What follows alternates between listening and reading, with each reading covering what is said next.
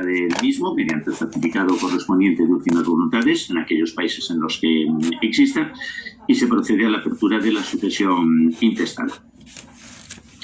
Segundo lugar, supuestos también en los que opera la sucesión intestada. Testamento nulo, es decir, en aquellos casos en los cuales un testamento se había otorgado, era voluntad del causante el intentar determinar quiénes son los herederos, pero lo cierto es que el testamento acaba siendo declarado ineficaz. ¿Por qué causas? Vamos a analizar las tres más habituales. Defecto de forma, bien porque se ha cometido un error por el notario en la redacción del mismo, o bien en aquellos llamados testamentos manuscritos u hológrafos, lo cierto es que no se han cumplido los requisitos legales. El testamento es un negocio jurídico, un acto jurídico esencialmente formal o solemne, es decir, que debe plegarse, debe ajustarse a una serie de requisitos que, si no se cumplen, abocan a que el documento sea ineficaz, y especialmente si hay alguna persona interesada en declarar esa ineficacia, lo solicitará, puesto que puede verse beneficiada por la sucesión intestada. Pero también cabe la posibilidad de que se impugne el testamento por falta de capacidad del testador, es decir, que se considere que en el momento en el que había otorgado el testamento, ya sea un testamento hológrafo o un testamento notarial, no tenía el sujeto la capacidad suficiente para poder proceder a dicho otorgamiento. Esto en los testamentos notariales es muy difícil que ocurra, puesto que la participación de un funcionario público establecido, por tanto, por el Estado y colocado ahí con la finalidad explícita de controlar la identidad de la persona y apreciar que tiene capacidad suficiente, suele excluir la mayoría de los casos en los cuales puede impugnarse el testamento por falta de capacidad. No obstante, la realidad es muy rica y en determinadas ocasiones cabe la posibilidad de que el notario se equivoque y pueda triunfar una acción de nulidad por falta de capacidad del testador. Y la tercera de las hipótesis sería los supuestos de vicios del consentimiento, es decir, aquellos casos en los cuales el testador tiene plena capacidad, está en sus cabales y quiere o tiene aptitud suficiente para manifestar esa voluntad, pero esta voluntad está defectuosamente formada o viciada. Los vicios del consentimiento habitualmente son el error, el dolo o la violencia o la intimidación. Empezando por estas últimas, la violencia implicaría pues el hecho de que hubiese una persona que, habiendo amenazado o incluso llegado a la violencia física con el testador, le hubiese obligado a redactar un testamento en ciertos términos.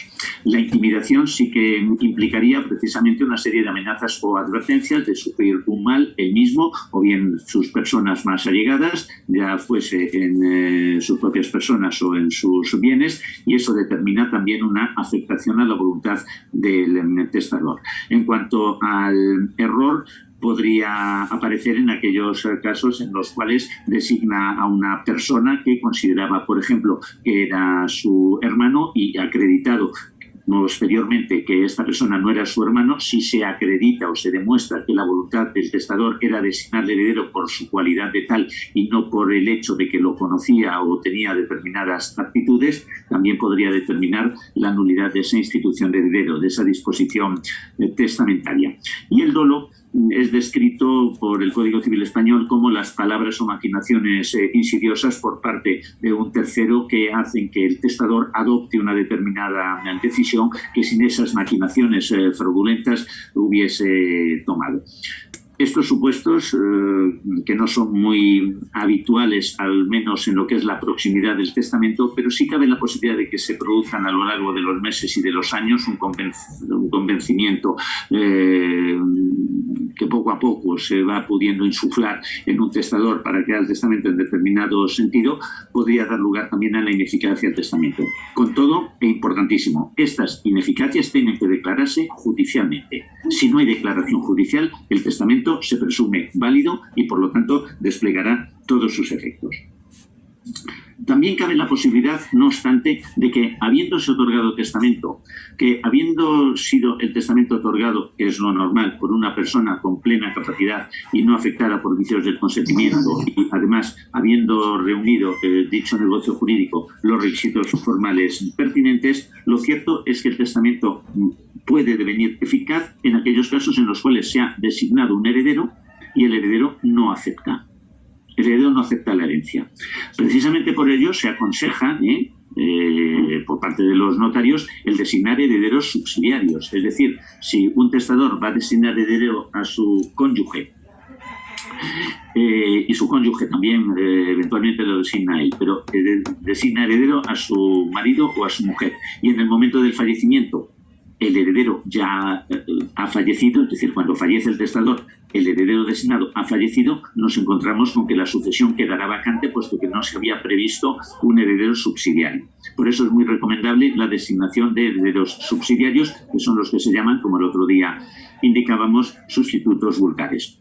También se evitaría la vacancia en aquellos casos en los cuales se hubiesen designado varios herederos simultáneos, los que se llaman coherederos, de manera que si un testador designa heredero a sus 3 hijos y en el momento del fallecimiento uno de sus hijos ha renunciado y no tiene a su vez hijos que hubiesen sido designados como sustitutos, acrecería a los coherederos y no habría vacancia. Sin embargo, aun habiendo varios coherederos, cabe la posibilidad de que todos ellos renuncien o que todos ellos fallezcan antes del causante, en cuyo caso nos encontraremos con que hay que abrir la sucesión intestada, puesto que habría que abrir un heredero toda vez que las previsiones establecidas por parte del testador no se han cumplido.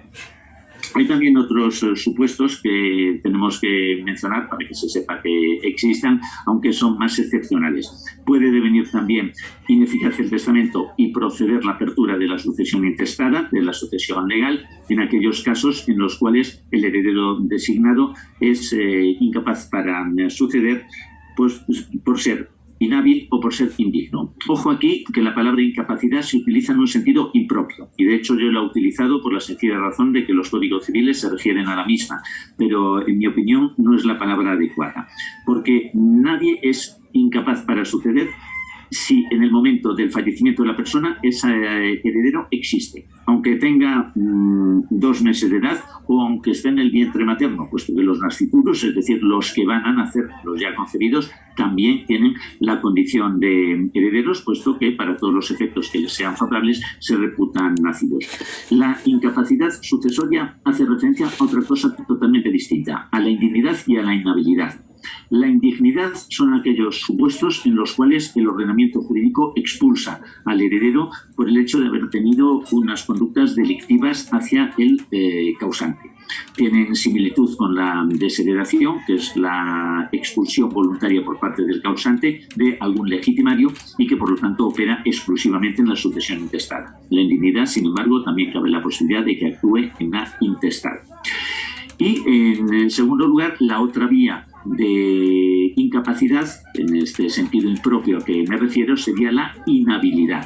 La inhabilidad actúa en aquellos casos, la inhabilidad para heredar o para suceder, en los que hay una proximidad tal entre el testador y la persona designada heredera, en la que por la posición especialísima de esta se presume que ha sido captada la voluntad del testador por esta. El ejemplo paradigmático es el notario que otorga el testamento. Es decir, si el notario que autoriza el testamento se designa a sí mismo heredero por parte del testador, es decir, le dice al testador, mire, designame mi heredero, o el propio testador le dice, señor notario, quiero designarle a usted heredero, y el notario lo admite, esa designación de heredero será nula por inhabilidad. Y hay una presunción juris et de jure de que el notario ha captado la voluntad de ese testador. Juris et de jure significa que no admite prueba en contrario. Es decir, que por mucho que intente el notario demostrar que no había captado esa voluntad y que el testador era libre en ese momento y que debía instituirle a él, esa presunción no puede romperse y por lo tanto el notario quedará expulsado del llamamiento. La solución, como es natural, hubiese sido buscar otro notario o bien designar al heredero mediante un testamento hológrafo. Están también en esta posición de captación presuntiva sin posibilidad de prueba en contrario y que determinaría la nulidad de la designación del heredero los sacerdotes que hayan confesado en la última enfermedad al testador, así como aquellas personas que en el testamento hayan podido intervenir como testigos o traductores, y también hay una causa de inhabilidad relativa en el derecho español para los cuidadores de las personas mayores. Bien. Estos supuestos, por lo tanto, con los que ahora concluyo, son casos en los que, habiendo testamento, hay que abrir la sucesión intestada, puesto que el testamento, por mucho que se haya hecho, no ha producido sus efectos. O bien el testamento ha sido declarado nulo por falta de capacidad o por vicios del consentimiento en la voluntad del disponente, o bien el llamado no aceptó la herencia, o bien el llamado o designado heredero murió antes que el testador y este no había establecido un heredero subsidiario, o bien expulsado el heredero por causas de inhabilidad o indignidad, o bien una hipótesis remota que antes también indicaba de que se haya dispuesto solo de parte de la herencia por testamento, en cuyo caso habría que abrirla parcialmente respecto a aquella porción de bienes que no hubiese dispuesto el testador. Entro ahora y muy brevemente en un asunto que es crucial a la hora de la determinación de la sucesión intestada, y es la ley aplicable.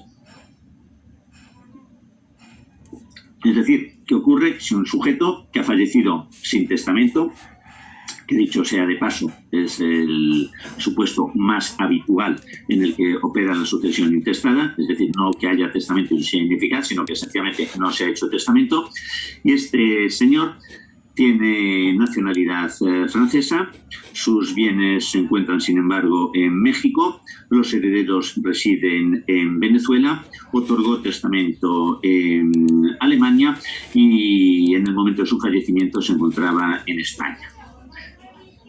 ¿Qué ley aplicamos? ¿Aplicamos la de la nacionalidad del sujeto? ¿Aplicamos la de la residencia habitual?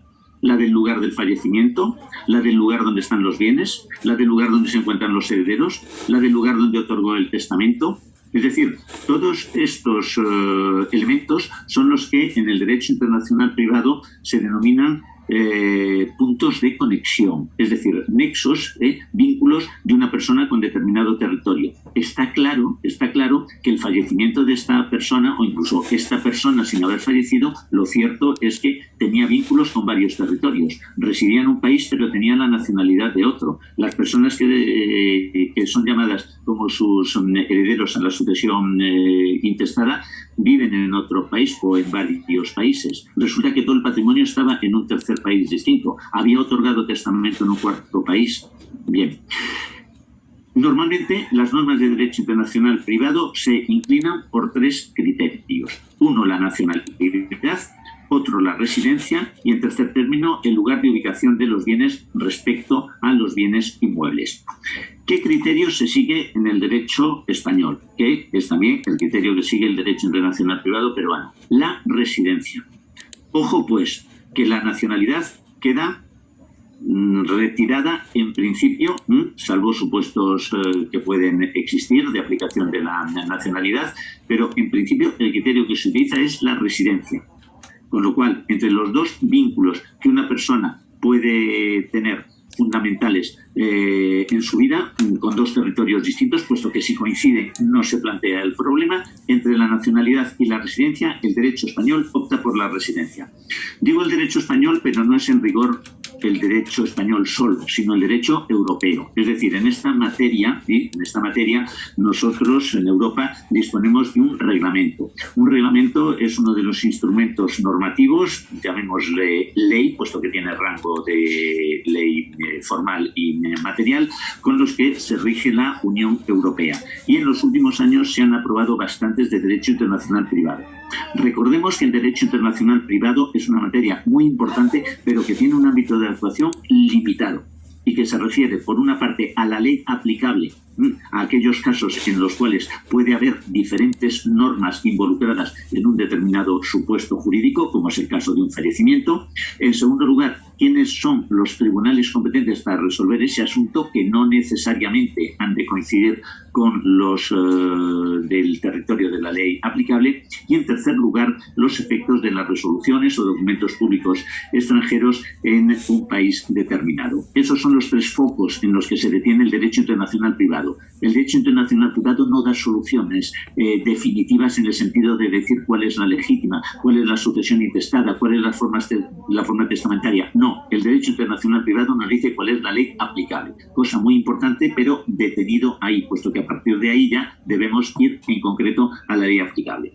Esto lo que significa es que en aquellos casos en los cuales nos encontraremos con un nacional peruano que resida en España, si se acude tanto a un notario español como a un notario peruano, ambos tendremos que aplicar la ley española, por la sencilla razón de que, de acuerdo con el derecho internacional privado español y el derecho internacional privado peruano, hay que aplicar la ley del lugar del fallecimiento, perdón, del lugar de residencia del fallecido en el momento de su fallecimiento, pero de residencia, es decir, no una residencia accidental de unos meses, sino una residencia efectiva y continuada. De la misma manera que el fallecimiento de un francés que residía en Perú, pero que tenía esta nacionalidad francesa, se regirá por la ley peruana, puesto que es la de su residencia.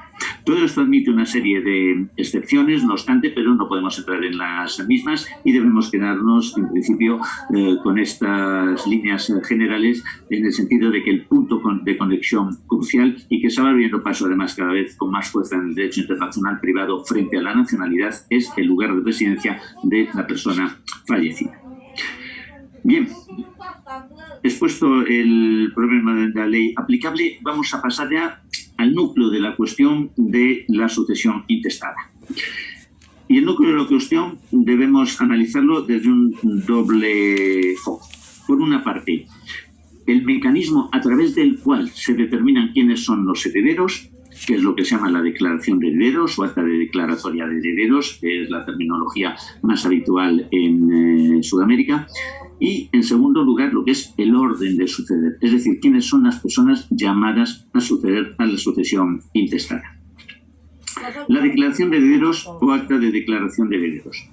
En España, y el documento es bastante parecido, por lo que yo sé, al mecanismo utilizado en Perú, en España se articula en dos actas distintas. Una en la que se recogen y se acreditan los hechos, y otra en la que ya se aplica el derecho. Me explico. En el momento del fallecimiento de una persona, una vez que ya se sabe que no ha otorgado testamento, pero tiene bienes y procede, por lo tanto, la determinación de un heredero, si uno acude directamente al Código Civil, dice, pues heredarán los hijos por partes iguales, con el derecho de usufructo o el derecho de una parte que le corresponda también al cónyuge. Bien, esto está muy bien en teoría, puesto que ahí ya sabemos que van a ser los hijos. Y en su caso, si hay cónyuge, el cónyuge. O pareja de hecho, como es el caso de Cataluña, y creo que en el derecho peruano también se le reconocen derechos a la unión estable de pareja. Bien, pero aquí estamos hablando de personas en abstracto. Hijos, sí, bien, hijos, pero ¿quiénes son los hijos? Tendrán nombre y apellidos, es decir, una declaración de heredero no puede declarar, pues son los hijos, ¿no? El que son los hijos es fácil decirlo acudiendo al artículo pertinente del Código Civil. Ahora habrá que llenar de contenido quiénes son los hijos. Bueno, pues los que tenía, bueno, ¿y cuántos tenía? ¿Quiénes eran? No, yo lo que sé es que ha fallecido uno de ellos. Bien, ¿falleció antes o después? No, falleció antes que su padre. ¿Tenía hijos este hijo fallecido? Sí, tenía 3. Pues van a tener derecho a heredar, por lo que se denomina el derecho de representación. Todo eso va a implicar la concreción de quiénes son las personas llamadas. Y es una cosa que puede ser fácil o no tan fácil. ¿Qué hechos hay que acreditar para desembocar y llegar a buen puerto en una declaración de herederos? Primero, y antes de todo, el fallecimiento de la persona, que se acredita, como es natural, mediante el certificado de defunción del registro civil. En principio, en España esto no plantea problemas. No sé, en otros países lo que sí está claro aquí es que no se admiten certificados médicos de defunción. O sea, el certificado médico de defunción causa el certificado de defunción en el registro civil. Y eso es el que se utiliza. Con lo cual no cabe, incluso como en alguna ocasión alguna persona ha presentado en la notaría una esquela para intentar acreditar el fallecimiento de algún sujeto. No va. Certificado de defunción. Otra cosa es que haya habido casos, porque la realidad es infinita, en que no se sepa si una persona ha muerto o no, y haya que instar entonces lo que se llama la declaración de fallecimiento, que es una cosa distinta de la declaración de herederos. La declaración de fallecimiento es establecer una presunción de que determinada persona, de la cual no se tiene noticia desde hace muchísimos años, ha muerto, para evitar el bloqueo de su patrimonio y que no continúe, por lo tanto, sin posibilidad de transmisión, explotación o utilización, aparte de todas las relaciones jurídicas que podía haber entablado. Eso sería la declaración de fallecimiento, que, como es natural, si en alguna ocasión existe, en las circunstancias ordinarias y normales que no sean de guerra suelen ser excepcionales, pero puede utilizarse. En segundo lugar, el certificado del Registro General de Actos de Última Voluntad. Tiene que ser un certificado negativo, en el sentido de que diga que no ha habido testamento, o bien, si lo ha habido, de lo que se tratará es de acreditar que el testamento ha devenido ineficaz por alguna de las causas que hemos visto, como por ejemplo la renuncia de todos los llamados, en cuyo caso habrá que presentar el testamento con la renuncia en escritura pública, de acuerdo con el derecho español, y normalmente en la mayoría de los ordenamientos jurídicos nos encontramos con que debe tratarse en la mayoría de los ordenamientos jurídicos debe tratarse la renuncia o debe formalizarse la misma en escritura pública o documento judicial. A continuación, también las relaciones familiares de esta persona. Relaciones familiares, si estaba casada, pues se presenta el certificado de matrimonio, y respecto a los hijos se utiliza mucho el llamado libro de familia. El libro de familia es aquel que se otorga a una pareja, ya sea casada o no, para que en el mismo se vayan inscribiendo los hijos que tienen o que vayan a tener en el futuro. El libro de familia es un documento bastante útil, y en el caso del matrimonio de personas con pareja, pues es el que se suele utilizar para determinar el número de hijos. No obstante, el libro de familia, pensemos en un libro de familia de un matrimonio, no es una presunción juris et de jure con la mitad prueba en contrario. Es decir, si resulta que de un libro de familia resulta que un señor ha tenido 4 hijos, esta prueba tendrá que reforzarse con las manifestaciones testificales a que enseguida me referiré, diciendo que no ha tenido más, puesto que el hecho de que en el libro de familia figuren 4 hijos no quiere decir que este señor no hubiese podido tener más, o dentro del matrimonio que por alguna razón no se reflejaron en el libro de familia, o bien fuera del matrimonio. En cualquier caso, la existencia de otros hijos fuera de este libro deberá acreditarse mediante el certificado de nacimiento. A veces no se dispone del libro de familia y no pasa nada. Lo que habrá que acreditar es, mediante certificados de nacimiento, quiénes son esos hijos. El problema de los hijos es siempre determinar que no se han tenido más. La prueba de certidumbre total, especialmente respecto a los varones, no es posible. Entonces, la prueba de la que se dispone, y por eso se llama acta de notoriedad, es que es notorio que esa persona no tenía más hijos, que esa persona no tuvo más hijos. Pero no es una prueba total y absoluta, puesto que prácticamente nadie podrá estar en condiciones de decir que no tuvo esa persona más hijos. Incluso esa persona puede ignorar hijos que tenía. Con lo cual, insisto, las pruebas son de notoriedad. Se considera notorio que, en efecto, no había más hijos. También es importante probar la residencia para la determinación de la ley aplicable, y en el caso de España, en el que, como el otro día les indicaba, existen hasta 7 legislaciones distintas. Aparte del Código Civil español, hay 7 regiones con derecho propio y bastante diferente en el ámbito civil sucesorio que el Código Civil español. Hay que acreditar entonces una suerte de subnacionalidad que tenemos dentro de España y que se denomina vecindad civil. ¿Qué pruebas se utilizan? En primer término, como les he dicho, las documentales. En segundo lugar, las testificales. Las testificales tienen que ser de al menos 2 personas. Y en aquellos casos en los cuales se declara herederos de una persona que ha fallecido hace tiempo, que a veces ocurre, hacemos declaraciones de herederos de personas que han fallecido hace 40, 30 o 20 años, puesto que todavía no se habían movido sus herencias, conviene que sean personas mayores, que hubiesen tenido conocimiento directo de la persona fallecida. Aunque el número 2 es un mínimo, en ocasiones pedimos más. Yo, por ejemplo, hoy mismo he tenido una declaración de herederos que pedí 3 testigos, puesto que se trataba de un individuo que había fallecido y que había tenido un primer matrimonio en el que había habido 3 hijos y un segundo matrimonio en el que había habido 2 hijos. Los requirentes eran los hijos del segundo matrimonio y no tenían noticia ni de dónde vivían ni de, a su vez, qué hijos podían tener los hijos del primer matrimonio.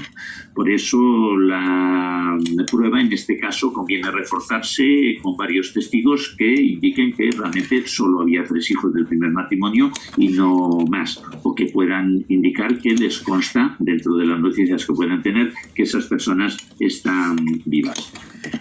Se prevén, no obstante, en el derecho español una serie de mecanismos adicionales que no se utilizan con frecuencia, sino solo en supuestos en los cuales la sucesión es complicada, bien personas con varios matrimonios o bien personas con familiares muy lejanos que son los que van a heredar en ausencia de los más próximos. Por una parte, se nos indica en la ley de notariado que podemos consultar a administraciones públicas que dispongan de registros. Disponen de registros, en el caso de España, el registro civil y, sobre todo, los registros más potentes son los de la Seguridad Social y los de Hacienda. Sin embargo, estas administraciones, yo en las veces que les he pedido información, contestan indicando que su función no es proporcionarla y que, en consecuencia, no nos la pueden dar. También existe la posibilidad de llevar a cabo publicaciones. Hay algunas que tienen una limitación expansiva bastante considerable, en el sentido de que no van a llegar muy lejos. Publicación de anuncios en la municipalidad o ayuntamiento donde haya fallecido el causante, o bien en el boletín oficial del Estado, lo que equivaldría al se llama la Gaceta en Perú, en España tradicionalmente se llamaba así, y que bien, poca gente lo lee, al menos de los que puedan llegar a ser útiles como testigos. En cualquier caso, se prevé. Más útil, sin embargo, es la publicación en un periódico. En un periódico, que sea de papel, lo cierto es que acaba teniendo difusión, y si no lo ve directamente alguna persona que pueda tener noticia de algún hijo, de algún familiar, lo cierto es que sí puede haber algunos que ofrezcan información. Yo he tenido un supuesto en el que tuve que recurrir en una declaración de herederos a publicación en un periódico, y resultó que desde Ecuador se comunicaron conmigo a través de un correo electrónico, puesto que un conocido de unas personas que ya residían allí en Ecuador desde hacía décadas vio el anuncio, identificó a la persona fallecida, sabía que tenía familiares en Ecuador, puesto que eran amigos suyos, se comunicó con ellos y eso dio lugar a que pudieran ser designados herederos intestados. En aquellos casos en los cuales, en el supuesto de un notario español, no procede la aplicación del derecho español, sino del derecho extranjero, también hay que probar el derecho extranjero. A diferencia de lo que ocurre con el derecho nacional, los tribunales están obligados a saberlo y los funcionarios también. Sin embargo, en el caso del derecho extranjero no estamos obligados a saberlo. Esto lo que implica es que hay que buscar una prueba.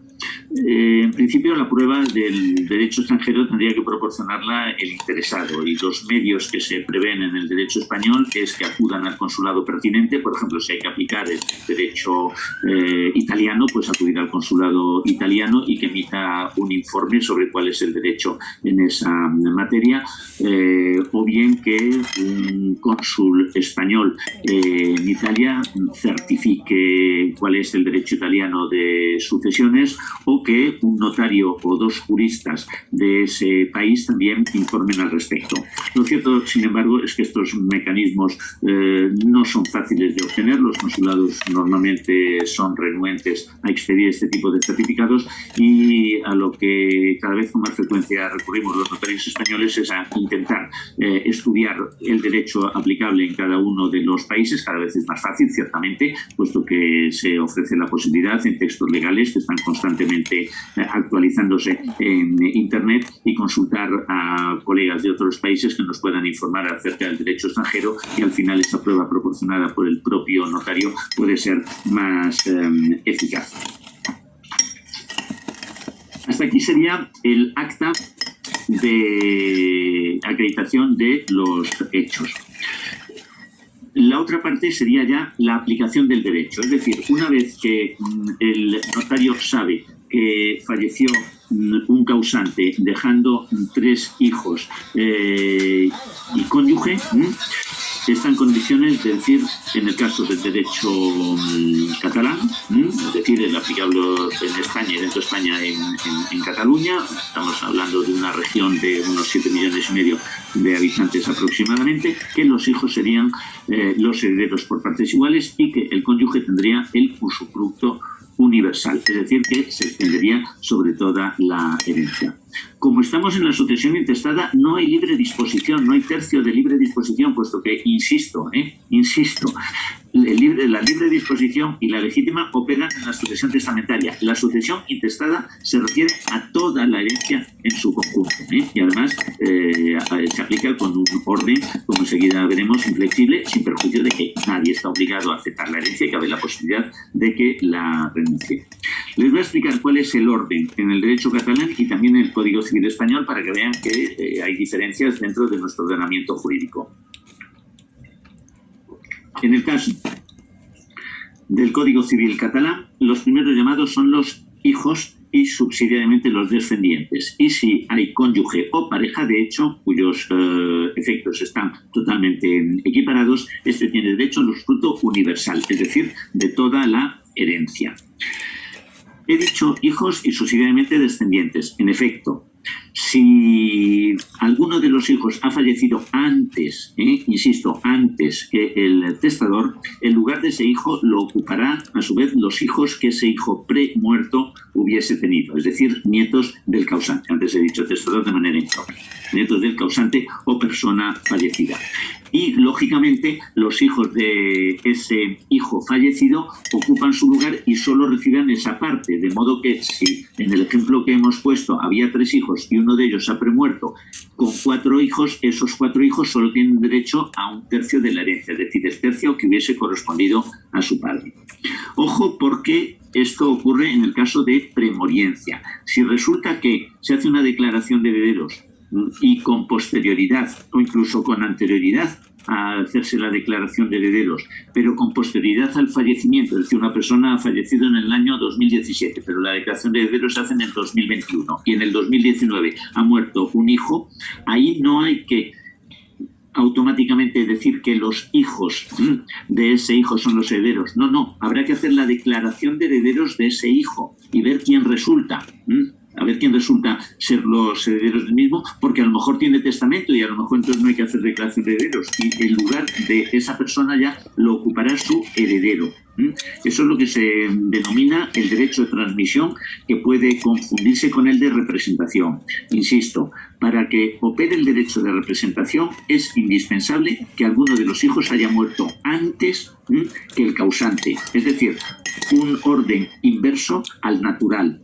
Porque el orden natural es que el padre muera antes que el hijo. Aquí el hijo ha muerto antes que el padre, dejando a su vez hijos que le representan. Pero resulta que el hijo ha muerto después, pero antes de aceptar o repudiar la herencia, el lugar de ese hijo ya no lo ocupan necesariamente sus hijos, si los hubiese, sino los herederos de él. Y habrá que determinar quiénes son sus herederos, que puede que sean testamentarios. No opera el derecho de representación en el supuesto de renuncia. Es decir, si, por seguir con el caso, de los 3 hijos, uno de ellos renuncia, la renuncia sin más no implica que la cuota pase para sus hijos, sino que al revés, acrece a los coherederos. O lo que es lo mismo, la renuncia en una sucesión intestada perjudica a la estirpe y acrece a los coherederos. Como es natural, si no hay coherederos, si no hay hermanos, sí que pasaría a los siguientes situados en el siguiente grado, que serían los hijos de ese renunciante.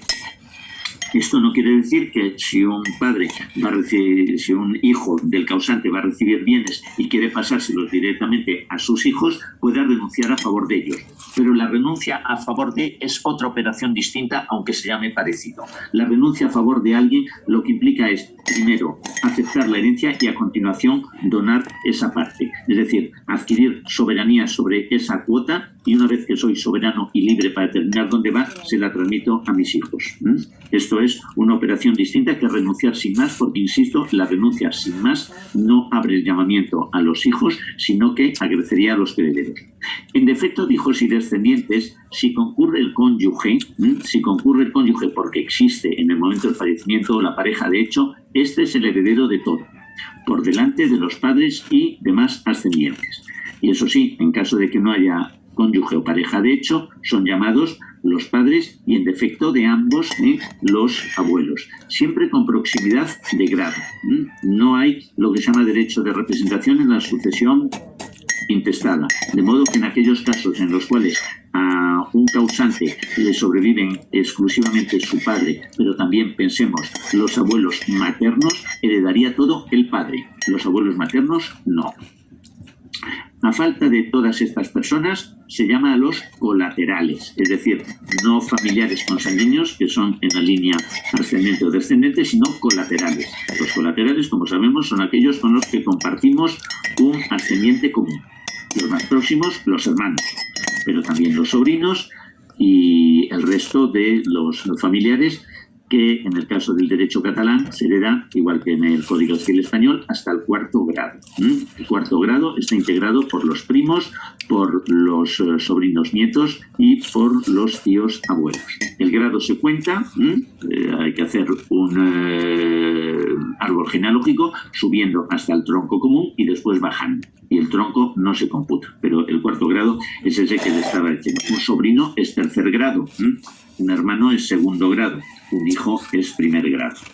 En el derecho español solo heredan los consanguíneos, es decir, nuestros familiares, no los afines, que son los familiares de nuestro cónyuge. No hay derechos sucesorios para los familiares de nuestro cónyuge. Solo nos heredan, en la sucesión intestada, como es natural, los familiares consanguíneos nuestros. Muy bien. Diferencias con el Código Civil español, que les decía que eran sustanciales. Heredan los hijos y descendientes, y si hay cónyuge, este tiene derecho al usufructo de un tercio. Recuerden que en el derecho catalán era el usufructo universal.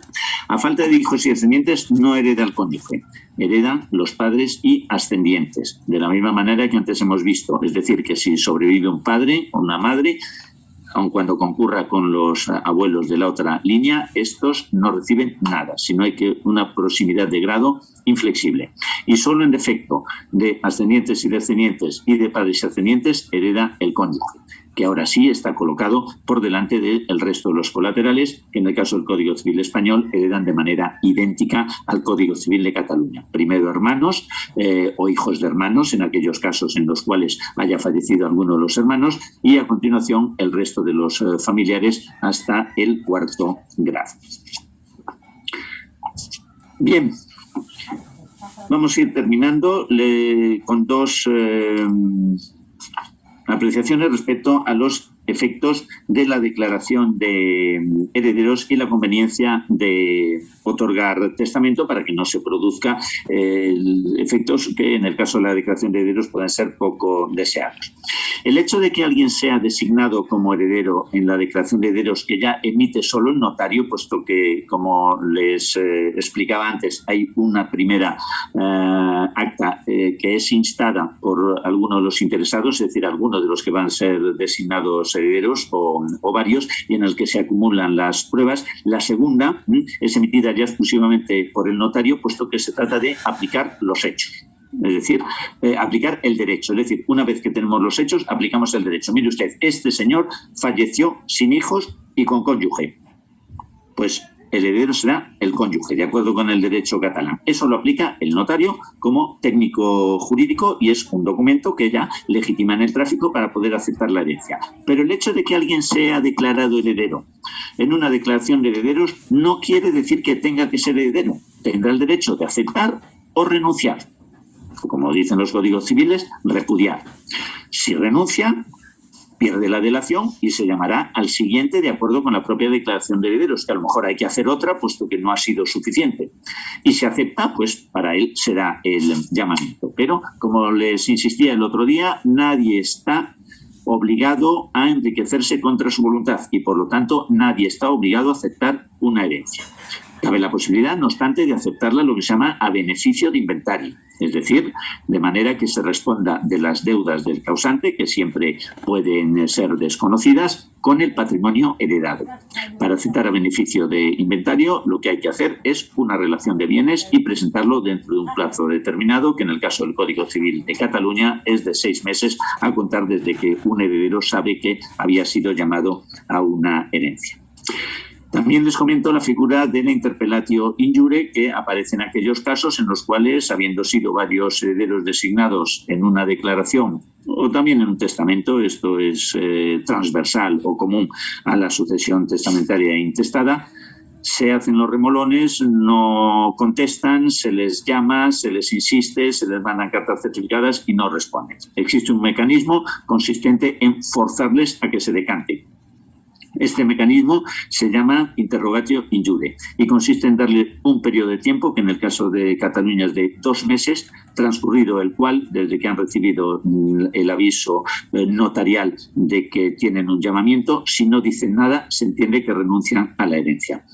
Para no hacer las cosas precisamente fáciles, en el Código Civil Español el efecto es el contrario, de modo que transcurrido esos 2 meses a contar desde el requerimiento que haya recibido un llamado a la herencia, si no dice nada, se entiende que acepta la herencia pura y simplemente, lo cual puede envolver un riesgo importante por la asunción de deudas que ello implica. Y concluyo con la conveniencia de testar, puesto que, como ven, cabe la posibilidad de que si se abre una declaración de herederos, pues pase a personas lejanas, si no hay personas próximas, y que los herederos no sean aquellos que el testador podía, o el causante, con más precisión, podría haber querido. En esto hay un caso que impactó bastante en una sucesión sujeta al derecho catalán en el naufragio del Costa Concordia. El Costa Concordia naufragó en el año 2012, en enero, en las costas de Livorno, de Toscana, al chocar por una torpeza cometida por el capitán contra una isla, la isla de Giglio. Eso desembocó en un naufragio en el que murieron cerca de 40 personas y pudieron haber muerto muchísimas más. Hay un caso en el que un matrimonio que no tenía hijos y tampoco padres, ya era un matrimonio entrado en años, ninguno de los dos había otorgado testamento, que hubiese sido inteligente que lo hubiesen otorgado de una forma en la que cada uno hubiese podido dejar algo al otro cónyuge y el resto a su propia familia, que hay mecanismos para hacerlo.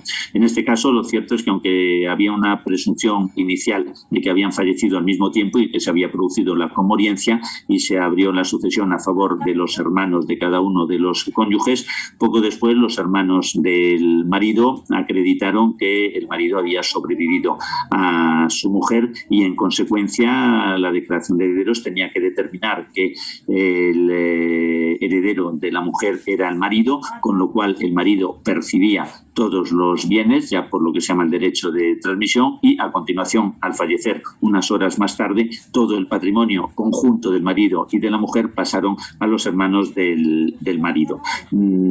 Con un intervalo entre las dos muertes de 10, 15 o 20 años no hubiese pasado nada con que todos los bienes hubiesen podido desembocar en una familia, pero con un intervalo de 3 horas que acabase desembocando todo el patrimonio solo en la familia de uno de los miembros de la pareja del matrimonio, realmente llama la atención de la necesidad o conveniencia de poder otorgar un testamento que evite estos azares y que acabe determinando pues la posible pobreza de una de las ramas frente a la riqueza de la otra.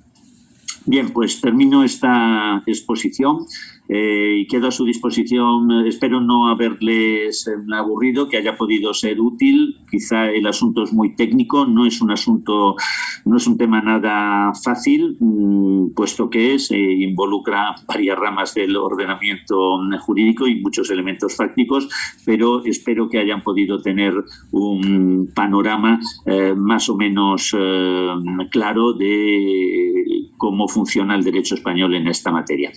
Quedo a su disposición si tienen algún tipo de consulta, duda, pregunta o propuesta. Bien, gracias, doctor Jesús, por haber compartido la experiencia desde el punto de vista español sobre este tema interesante que es la sucesión. Efectivamente, en el caso de los asistentes ha habido unas cuantas preguntas que vamos a pasar a trasladarle a su persona para que nos ayude con la absolución, ¿no? Por ejemplo, una pregunta interesante dice así: ¿qué pasaría si el padre le heredase al amante, pero los hijos quisiesen tener la herencia porque esto también les correspondería? ¿Se ha contemplado esa posibilidad? Vamos a ver, si el padre le heredase al amante, quiere decir que le ha designado en testamento al amante. ¿Qué quiere decir eso? Supongo que la pregunta significa eso, ¿no? Es decir, que una persona lo que hace es haber otorgado testamento, estamos por lo tanto ya en el ámbito de la sucesión testamentaria, y los hijos reclaman. Bien, el caso es de libro y fácil en el derecho español de solucionar.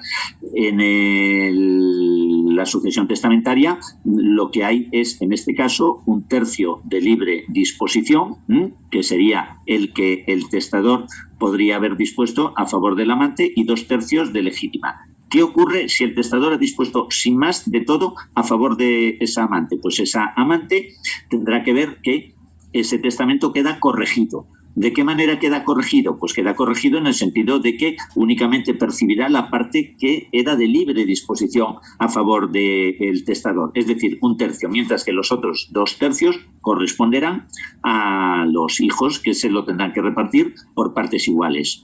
Estos 2 tercios es lo que se llama la legítima. Y estamos, eso sí, en el ámbito de la sucesión testamentaria. Pero la solución sería esa, y una solución, digamos, que no admitiría mayor discusión, puesto que es nítida. No sé si me he explicado. Sí, doctor, sí se ha explicado bien. Gracias. Paso a una segunda pregunta. Dice así: ¿comete delito quien se declara heredero único en sucesión intestada, obviando a otros herederos forzosos?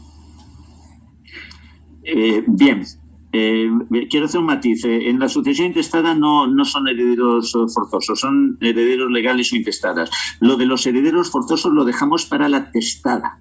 Para la testada. Herederos forzosos es similar, es sinónimo de legitimarios. Entonces, vamos a ver. Parte de la base la pregunta de que uno se declara a sí mismo heredero. Es que nadie se declara a sí mismo heredero. La declaración de herederos en España tradicionalmente era judicial y notarial, ahora es exclusivamente notarial, pero es igual, es el Estado el que lo determina, sea a través de un funcionario que durante un tiempo fue judicial y ahora ya somos solo los notarios. Con lo cual, quien declara el heredero es el notario.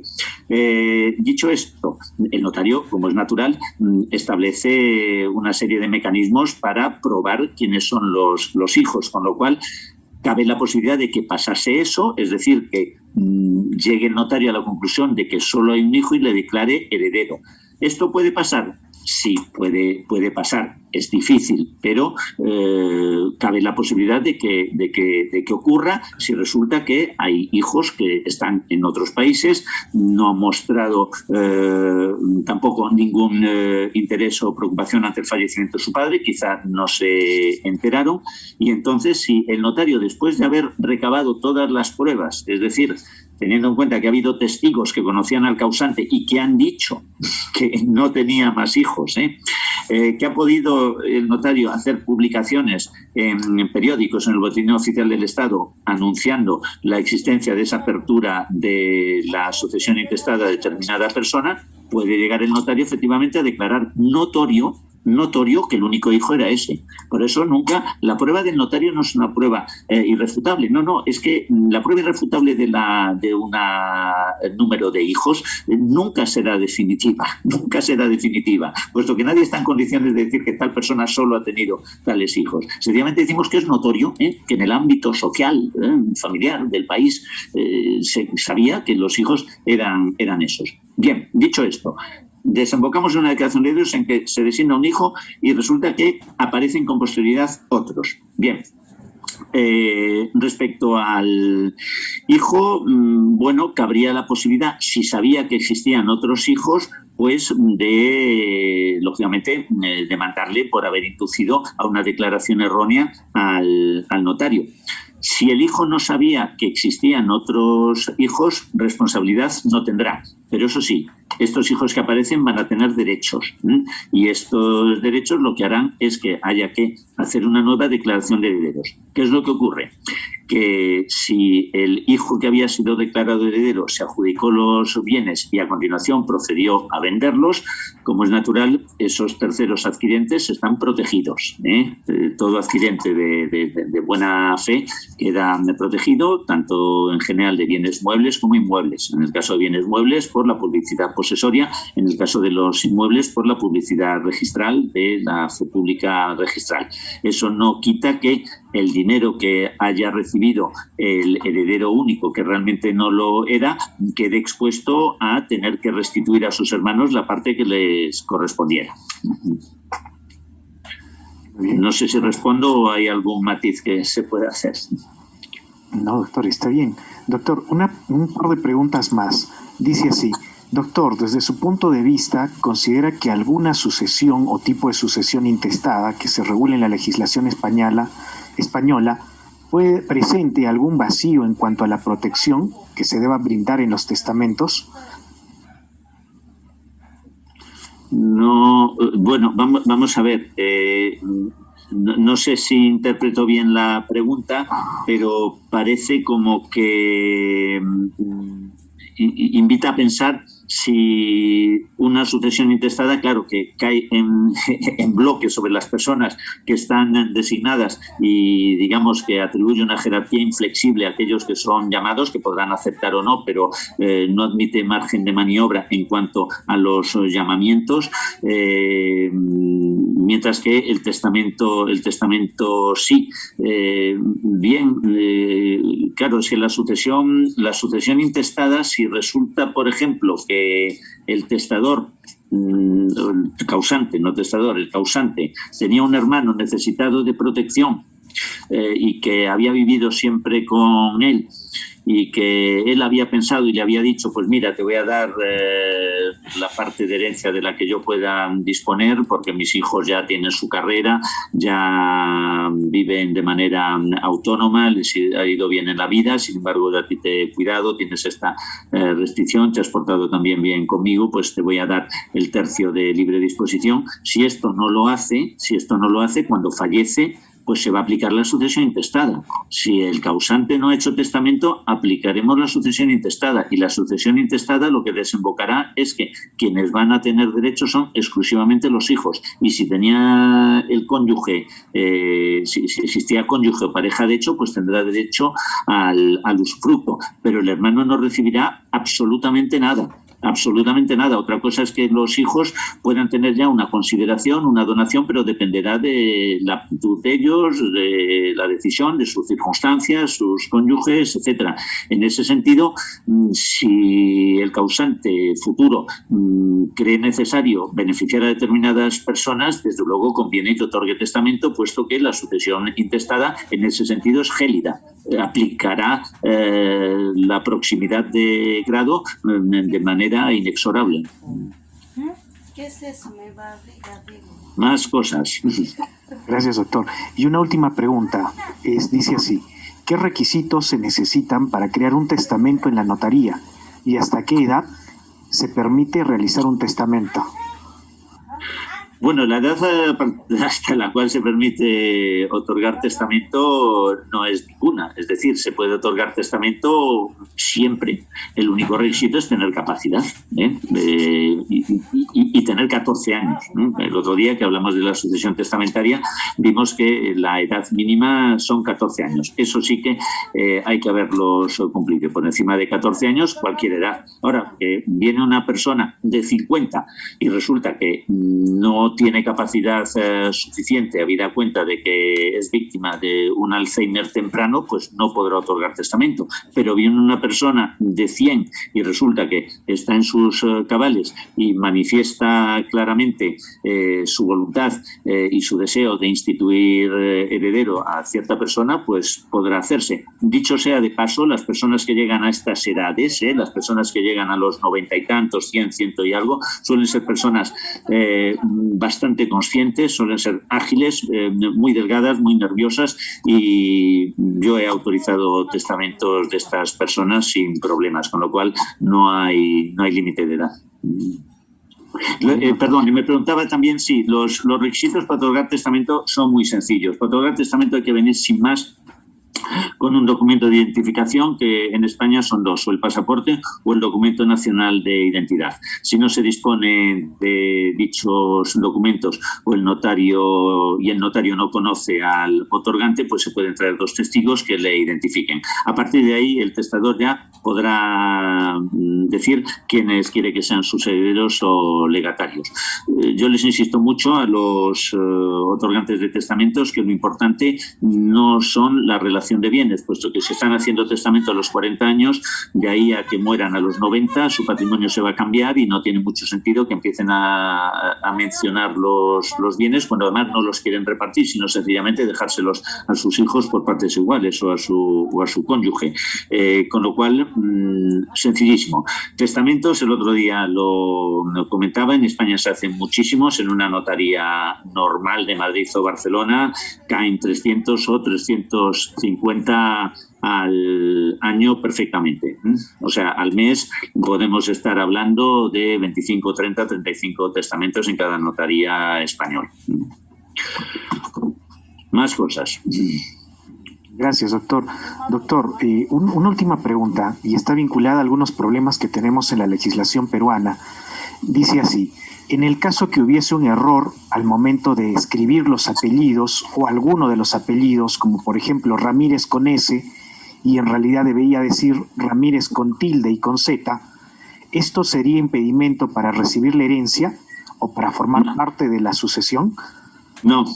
En España somos en eso muy poco formalistas o rígidos. No es óbice. Si de otra manera puede verse que se cometió un error. Y de hecho se cometen errores con frecuencia en el testamento por el propio testador a veces, puesto que al designar a un sobrino, al designar a un primo, pues se equivocan los apellidos, pero claro, si resulta que ese primo se llama Dalmacio Valverde Pérez, en vez de Pérez ha puesto López, ¿cuántos primos que se llaman Dalmacio tenía este señor apellidados Valverde? Esto en ocasiones sí que podemos recurrir a testigos que certifiquen que es así, para no tener problemas después ante un filtro ulterior, como es el registro, y también para cerciorarnos nosotros de que no es otra persona. Pero ante detalles como la S final o una falta de acento, no, son irrelevantes. Muy bien. Gracias, doctor Jesús. Estoy convencido que debe haber bastantes preguntas y aquellos que han estado revisando en el Perú la legislación de sucesiones, poco a poco, acabando el evento, seguramente van a tener algunas dudas que ya en otra oportunidad usted nos podrá ayudar a resolver. Bueno, doctor, permítame hacerle llegar un agradecimiento y un cordial saludo a nombre de las autoridades de la Escuela de Derecho de la Universidad Tecnológica del Perú, sede de Arequipa, y un reconocimiento también por parte de las autoridades de nuestra Casa Superior de Estudios en Arequipa, Perú. Gracias por su ponencia y por su tiempo, doctor. Hasta una próxima oportunidad. Gracias a ustedes y ojalá que pueda visitarles pronto y vernos in situ. Les agradezco muchísimo esta oportunidad que me han dado para compartir estos 2 días, 2 ratos jurídicos con ustedes. Muy bien, muy bien. Entonces, nuevamente reiteramos el agradecimiento al doctor Jesús y a todos los asistentes que hemos tenido el día de hoy. Damos por finalizado el evento y hasta una nueva oportunidad. Hasta luego con todos. Muchísimas gracias. Adiós, buenas tardes. Buenas tardes.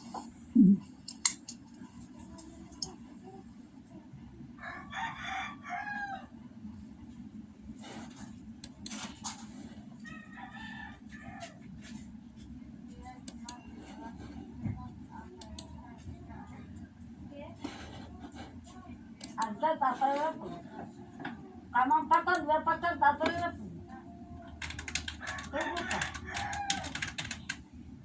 Kamu tak